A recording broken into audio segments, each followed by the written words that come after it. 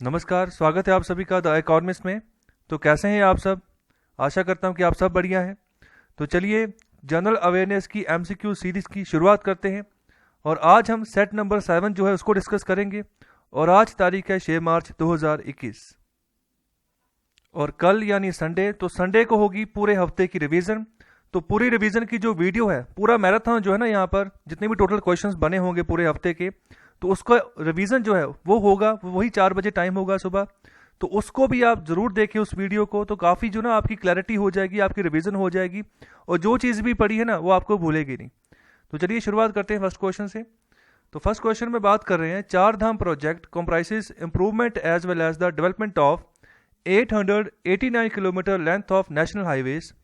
Which of the following Dham will not be connected with this route. तो simple सा question है कि चार धाम प्रोजेक्ट जो है ना वो चल रहा है, जिसके तहत 889 किलोमीटर लंबा जो है ना, इतनी लंबाई के नेशनल हाईवेज बनाए जाएंगे। और नीचे जितने भी आपके पास ऑप्शंस हैं उनमें से कौन सा जो धाम है, क्योंकि चार में से जो कौन सा धाम है यहाँ पर जो इस रूट में कनेक्टेड नहीं होगा। ऑप्शन ए है रामेश्वरम, ऑप्शन बी है बद्रीनाथ धाम, ऑप्शन सी है यमुनोत्री, ऑप्शन डी है गंगोत्री। तो कौन सा आंसर सही लग रहा है आपको? तो इसका बिल्कुल जो सही आंसर है, राइट आंसर है, वो है ऑप्शन ए रामेश्वरम। तो चार धाम प्रोजेक्ट जो है ना ये उत्तराखंड में चल रहा है। ओके, तो उत्तराखंड में ही यहाँ पर ये रूट चलेगा पूरा। तो चारों धामों को जो ना आपस में कनेक्ट किया जाएगा नेशनल हाईवेज की मदद से। तो यहाँ पर जो चौथे वाला धाम है उसका क्या नाम है? तो उसका नाम है केदारनाथ धाम। और बाकी के तीन यही है, option B, option C and option D. तो चलिए सेकंड क्वेश्चन देखते हैं। तो सेकंड क्वेश्चन में बात कर रहे हैं, त्रिस्तन द कुना। ओके, त्रिस्तन द कुना is inhabited by less than 300 humans. It is a small chain of islands over 6,000 miles, which is located in Atlantic Ocean. So this is the overseas territory of. तो एक Tristan the कुना करके यहाँ पर group of islands है। Okay, जिसकी जो total territory है वो 6,000 जो माइल्स के आसपास के। ओके, और यहाँ पर जो आबादी है ह्यूमंस की वो 300 से भी कम है। तो अटलांटिक ओशन में यहाँ पर ये आइलैंड पड़ता है। तो ये किसकी जो है ना ओवरसीज टेरिटरी है? ओके, कौन से देश की ओवरसीज टेरिटरी है? Option A Iceland, option B South Africa, option C UK and option D Saudi Arabia. तो क्या आपको लग रहा है कौन सा राइट आंसर होगा? तो जो अटलांटिक है उसके राइट साइड पे पूरा का पूरा अफ्रीकन कॉन्टिनेंट है। तो थोड़ा दिमाग लगे क्या आंसर हो सकता है। तो इसका जो सही आंसर है वो है यूनाइटेड किंगडम। ओके, यूके की ये ओवरसीज टेरिटरी है। और आगे है क्वेश्चन नंबर 3। तो यहां पर बात कर रहे हैं, Puerto Rico is a Spanish-speaking island located in the Caribbean Sea. So for the third time in the 10 years, Puerto Rico has voted in favor of statehood.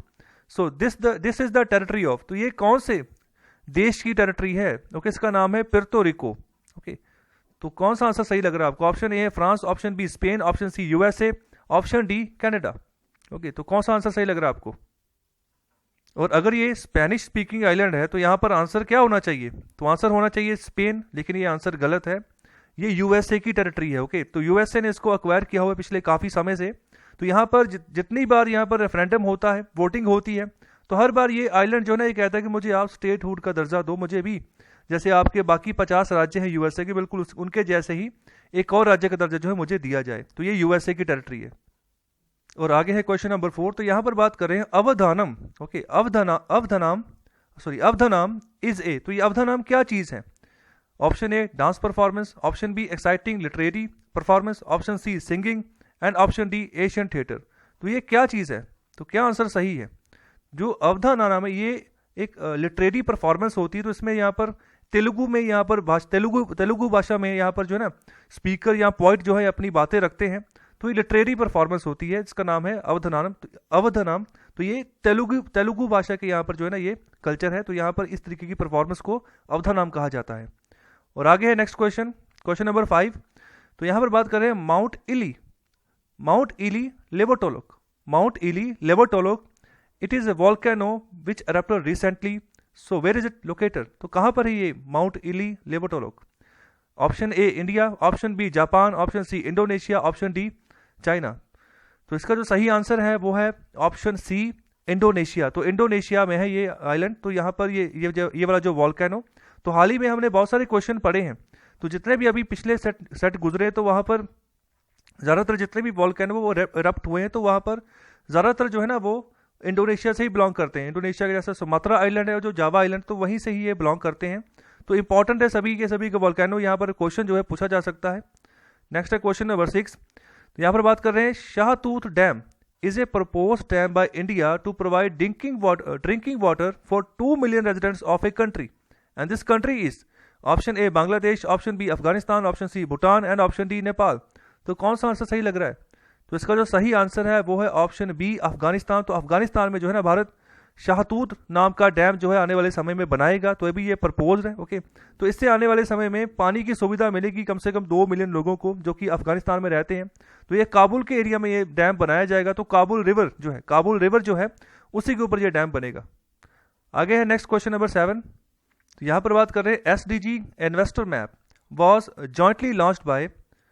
तो सस्टेनेबल डेवलपमेंट गोल का मतलब होता है शॉर्ट फॉर्म में इसको SDG बोलते हैं। तो SDG investor map was jointly launched by option A World Bank and ISRO, option B UNDP and Invest India, option C HelpAge and Ministry of Home Affairs and option D IMF means International Monetary Fund and Indian government. तो कौन सा आंसर सही है इसका? इसका जो सही आंसर है वो है option B United Nation Development Programme and Invest India. तो इन्वेस्ट इंडिया एक इंस्टीट्यूट है अलग से भारत का ही, तो जो यहाँ पर कोशिश करता है ज़्यादातर जो इन्वेस्टमेंट है ना वो तैयार की जाए भारत के क्षेत्र में, भारत की इकोनॉमी में।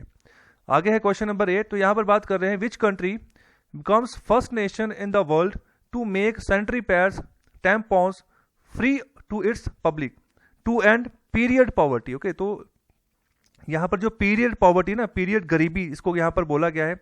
ओके, तो यहाँ पर इसके लिए जो सैनिटरी पैड जो यहाँ पर वोमेन के द्वारा यूज़ किए जाते हैं ओके पीरियड्स के दौरान, तो उसी के चलते यहाँ पर एक देश है जिसने इसको टोटली फ्री कर दिया है अपने नेशन में। ओके, तो यहाँ पर जो पीरियड पॉवर्टी है इसको यहाँ पर एंड करने की बात की जा रही है। ओके, तो कौन सा देश है ये? Option A Germany, option B Australia, option C Scotland, option D Poland. तो कौन सा आंसर सही है इसका? इसके रिगार्डिंग आंसर क्वेश्चन पूछा जा सकता है, कौन सा आंसर सही है? तो सही आंसर है वो है option C Scotland. So next है क्वेश्चन नंबर 9। तो यहाँ पर बात करें Constitution Day which is also known as the संविधान दिवस is celebrated every year on option A November 28, option B November 26, option C January 26 and option D January 29। तो क्या आंसर सही लग रहा है आपको? तो आपके दिमाग में आएगा जनवरी, 26 जनवरी, क्योंकि 26 जनवरी को ही हमारा रिपब्लिक डे होता है। तो उसको क्यों मनाते हैं? क्योंकि उसी दिन हमारा संविधान लागू हुआ था। तो क्या ये आंसर सही है 26 जनवरी?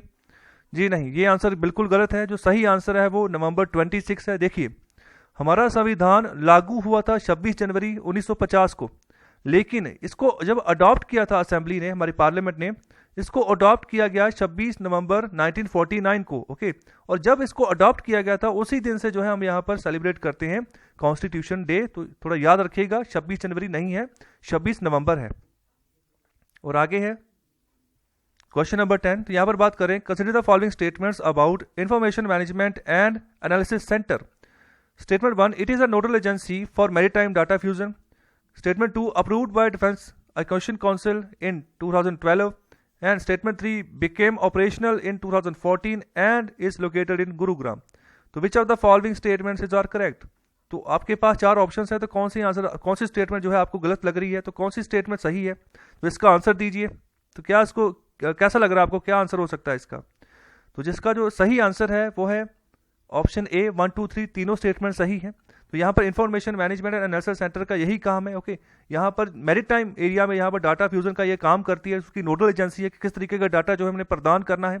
हमारा जो मैरीटाइम रूट्स हैं ओके, जो हमारे शिप्स वगैरह आते हैं वहाँ पर ओके, तो इनके रिगार्डिंग जो है कैसे इंफॉर्मेशन मैनेजमेंट करनी है, इसके रिगार्डिंग यहाँ पर ये बात की जा रही है। तो यहाँ पर अप्रूव किया गया था इसको डिफेंस एक्विजिशन काउंसिल के द्वारा ही। ओके, तो ये गुरुग्राम में ही लोकेटेड है। और आगे है क्वेश्चन नंबर 11। तो यहाँ पर बात कर रहे हैं consider the following statements about Indian peacock soft shell turtle.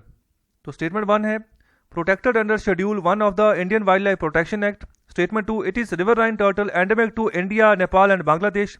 Statement 3, the species is also listed under appendix 1 of sites.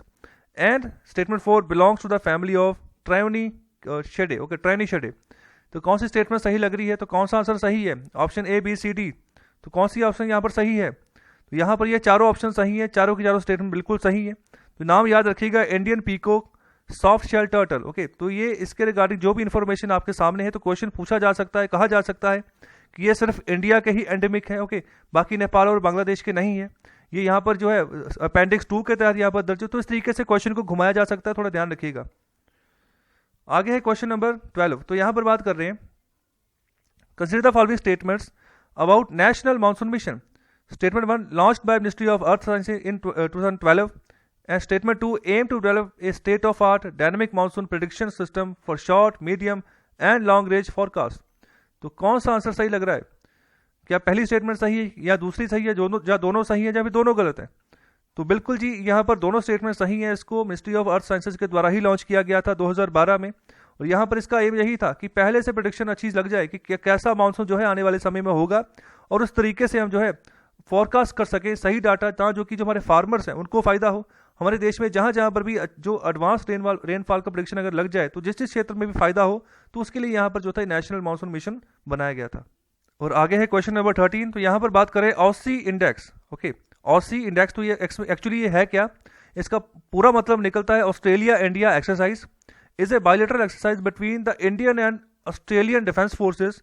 So this exercise is related to option A navy, option B army, option C air force, option D coast guard.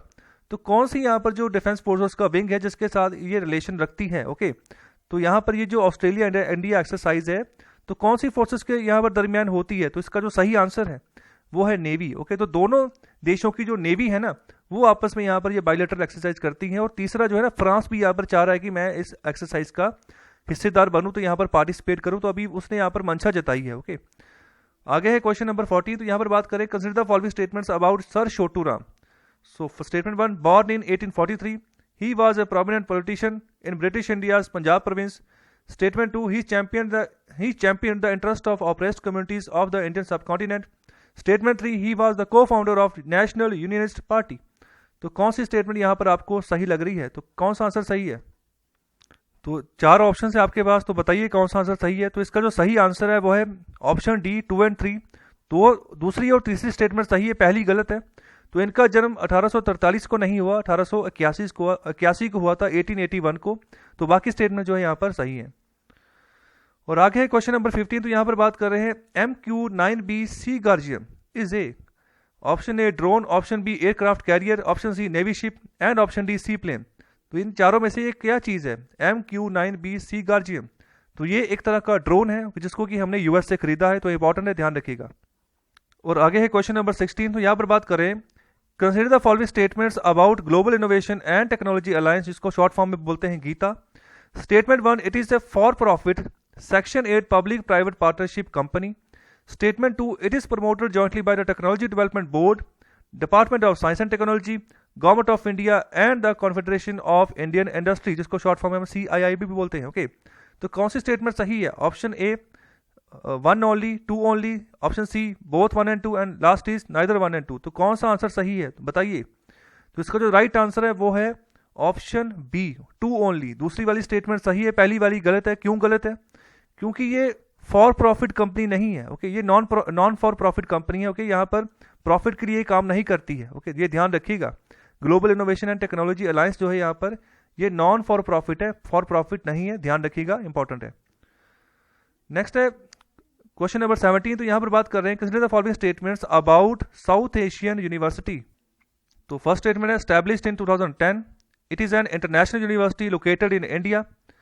Statement 2, it is sponsored by the 8 member states of the South Asian Association for Regional Cooperation, जिसको हम SAARC बोलते हैं। Okay, SAARC nations बोलते हैं। Statement 3, degrees and certificates awarded by the SAU are at par with the respective degrees and certification awarded by the national universities institution. तो कौन सी statement सही लग रही है? तो कौन सा आंसर सही लग रहा है इसका? क्या ये इंटरनेशनल यूनिवर्सिटी जो है ये इंडिया में लोकेटेड है? ओके, साउथ एशियन यूनिवर्सिटी, क्या आपको लगता है ये 2010 में बनाई गई थी? ओके, तो यहाँ पर जो इनको स्पॉन्सर करता है यूनिवर्सिटी को, या क्या वो सार्क नेशन स्पॉन्सर करते हैं? ओके, तो ये थोड़े से क्वेश्चन है, इसका थोड़ा दिमाग में रखना है। तो इसका जो राइट आंसर है वो ऑप्शन ए ही है। तीनों की तीनों स्टेटमेंट सही है, 2010 में ही बनी है, भारत में ही बनी है, और यहाँ पर सार्क नेशन ही इनको जो है सपोर्ट करते हैं। तो 8 मेंबर कंट्रीज है सार्क ग्रुप में, ध्यान रखिएगा, पाकिस्तान में उसमें शामिल है। ओके, और जो भी बाकी भारत के जो आसपास की नेबरिंग कंट्रीज है वो सभी जो है सार्क ग्रुप में शामिल हैं। और आगे है क्वेश्चन नंबर 18। तो यहाँ पर बात कर रहे हैं, under which act Government of India bans more than 50 Chinese apps citing threat to security.